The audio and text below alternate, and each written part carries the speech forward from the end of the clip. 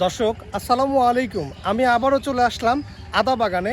তার পাশাপাশি কিন্তু এখানে পেঁপে গাছও দেখতে পাচ্ছেন।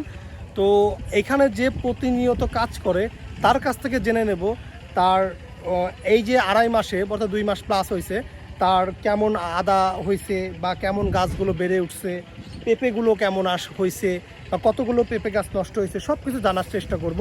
আমি একটু বাগানটা আপনাদের দেখাই দিই। এই দেখেন, এই পাশটাতে তাকান, এই পাশে যত দূর যাচ্ছে চোখ যাচ্ছে একদম লাস্ট পর্যন্ত কিন্তু এইভাবেই আদা গাছের আর কি এই বস্তাগুলো দেওয়া আছে, আবার ডান সাইড দিয়েও দেওয়া আছে। আর এই পাশটা একটু দেখাই, এই পাশটাতে দেখেন এখানে পেঁপে গাছ, এই পাশে পেঁপে গাছ ছিল না, এই পাশে পুরোটাই পেঁপে গাছ আছে। তো এখানে পেঁপের অলরেডি ফুল এবং যে কড়িটা হয় সেটাও চলে আসছে। আমি একটু দেখাই দিই ফুল এবং কড়িটা। এই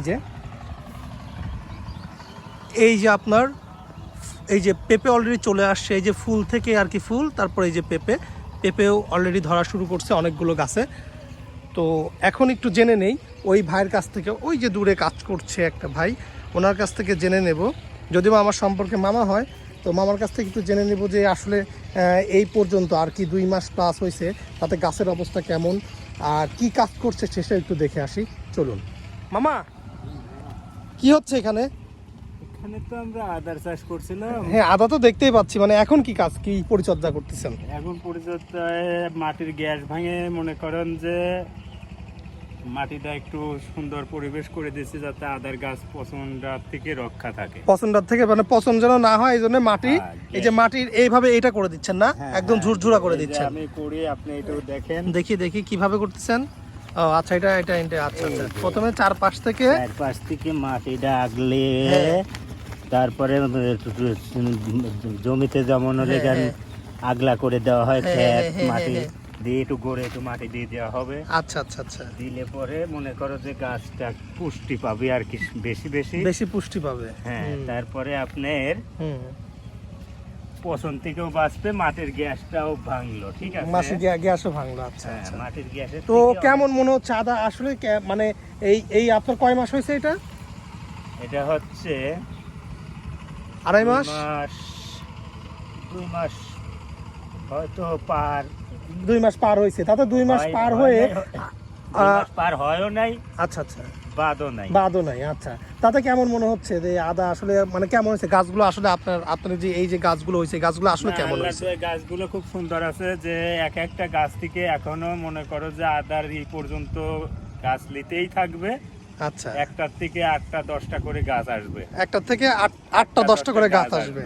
এখন কয়টা গাছ আইছে? এখন যে এই যে এইটার থেকে কি এইটা আসছে, তারপরে এই গাছটা আসছে, তারপরে এই যে এই একটা গাছ আইছে, এটা আলাদা ভাবে বের হচ্ছে না, এটার সাথে থেকে হচ্ছে এটা আলাদা ভাবে, মানে এটার থেকে অলরেডি 2টা গাছ বের হয়েছে। যেমন এটার থেকে 2টা গাছ বের হয়েছে, এটা এখানে মোট 3টা বের হয়েছে, এটার থেকে একটা বের হয়েছে, এটার থেকে 2টা বের হয়েছে, এটার থেকে একটা বের হয়েছে, আরো বের হবে।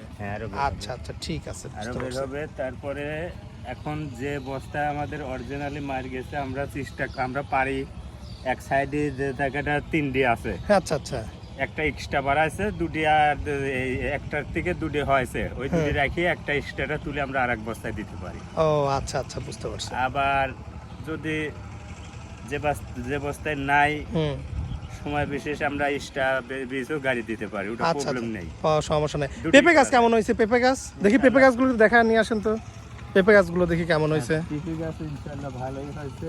পেঁপে গাছে কি ফুল আসছে? ফুল আসছে কি এখন? যদি বৃষ্টিটা না হয়তো, অতিরিক্ত খরার বছর তো, অতিরিক্ত খরার কারণে এই যে এখানে দেখতে ফুল আসছে পেঁপে গাছে।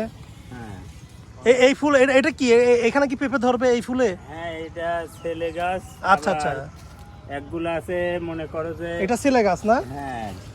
আর তাহলে মেয়ে গাছ কোনগুলো? একগুলো আছে হেজলে গাছ, হ্যাঁ, সেগুলোতে পেঁপে ধরবে, মানে না ছেলে না মেয়ে। আচ্ছা, না ছেলে না মেয়ে।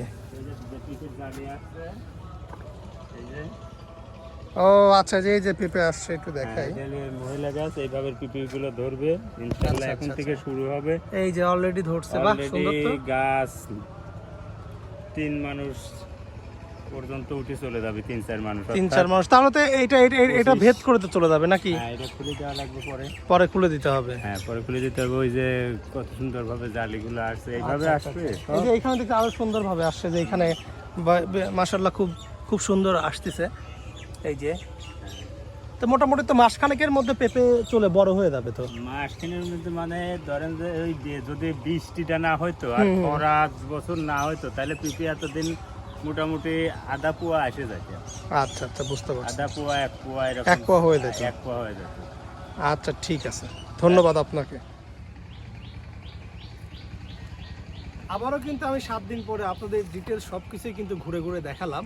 কিন্তু এখন যদি কেউ আপনারা বাণিজ্যিকভাবে আদা এবং পেঁপে চাষ করতে চান, তাহলে আমি যে নিচে নাম্বারটি দেওয়া আছে এই নাম্বারে যোগাযোগ করবেন। এবং আমাদের আরেকটা পেজ আছে, সেটাও আমি আপনাকে লিঙ্ক দেওয়ার চেষ্টা করব। তো আজকে এই পর্যন্তই। পরের সপ্তাহে কিন্তু আপনাদের মাঝে আবারও আসবে এই বাগানে, এবং পরের সপ্তাহে এই পেঁপে গাছ এবং আপনার আদা গাছের কি অবস্থা সেটা কিন্তু অবশ্যই দেখায় দেব। সঙ্গেই থাকুন। এক সপ্তাহ পর আমি আবারও আসছি আপনাদের মাঝে এই আদার বাগানে।